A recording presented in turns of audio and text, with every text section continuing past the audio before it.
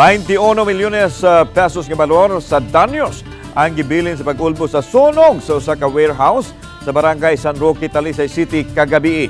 Samtang dulan sa 50 usab ka panimay ang naugdaw sa sunog sa City of Fatima, Barangay Linaw, lungsod sa Minglanilla kaninang kadlawon. Ang detalye sa live report ni Femari Dumabok. Fem.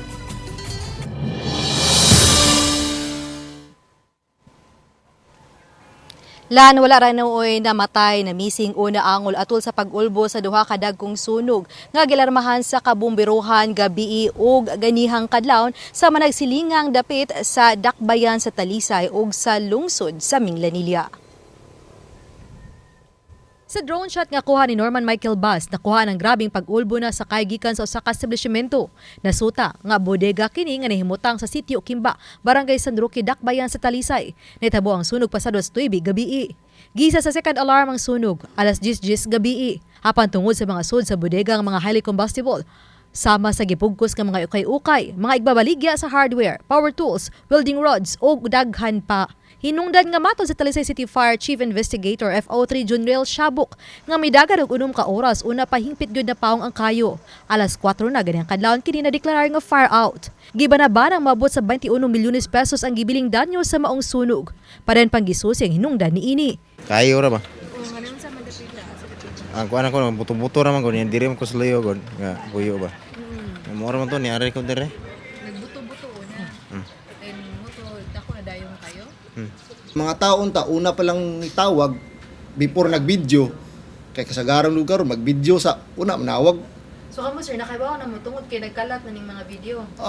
Actually nakibaw mi natawag na dire pero naobserbara na mo nga pag-abot ito dako na kayo sa ato then nakalat na mga videos. Apan usa na sa ilang subayon ang kalabot sa linya sa kuryente nga posibleng hinungdan sa pag-ulbo sa kayo. Samtang gahapon Miyerkules pasado alas 2 sa kadlawon usa ka stall sa usa ka mall sa dakbayan sa Talisay ang nasunog. May na lang nga nabantayan kini sa nagroving nga mga security guard ug napugngan nga makakatap ang kayo. Unang makita sa CCTV footage nga adunay dispark sa usa sa mga stall sa baligyaanan ug cake.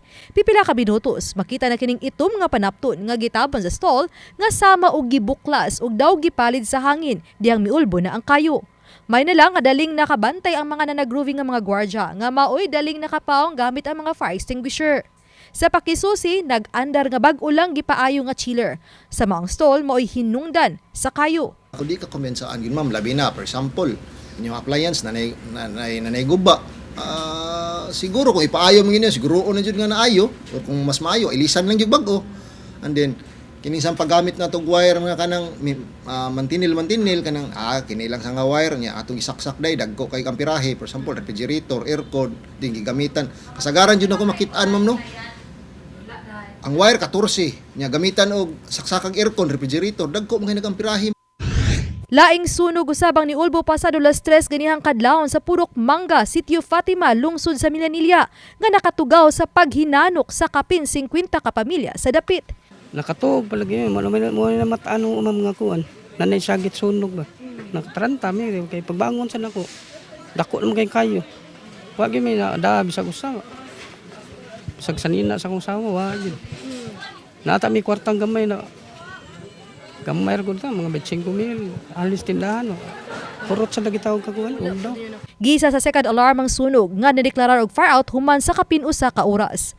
Mato ni Minglanilla Municipal Fire Marshal Senior Inspector Bernardito Baruel nga nataod-taoran ang ilang pagpaong sa kayo tungod sa kasudlunon sa dapit. Gamay jud kayo ang agianan. Naglinya siguro may more or less mga 6 to 8 hoses gikan sa fire truck padong dito yun sa fire scene.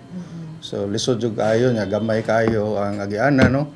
So kami padung dito sa fire scene nya ang mga tao pod padung sa gawas. Padayon pa sa pakisusi ang kabumbiruhan sinungdan sa sunog apan usa sa ilang gisubay ang may labot sa linya sa kuryente sa panimay di nagsugod ang sunog.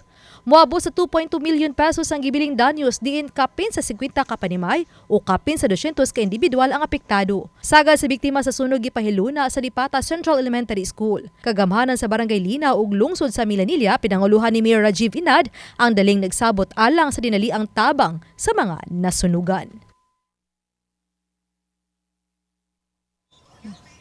Lan adto na may gipadangat ng tabang ang gobyerno ngadto sa mga nasunugan apan panawagan pa sa mga nasunugan sa lungsod sa Manila sa mga malumuog kasing-kasing sa dugang pangtabang sama na lang sa housing materials. Samtang pahimangno sa kabumbiruhan lang ngadto sa publiko nga unta ipatuman ang extra precautionary measure aron malikayan lang gyud ang sunog ilabi na ning grabing kainit sa panahon. Lan Okay, daghang salamat, Femery Dumabo.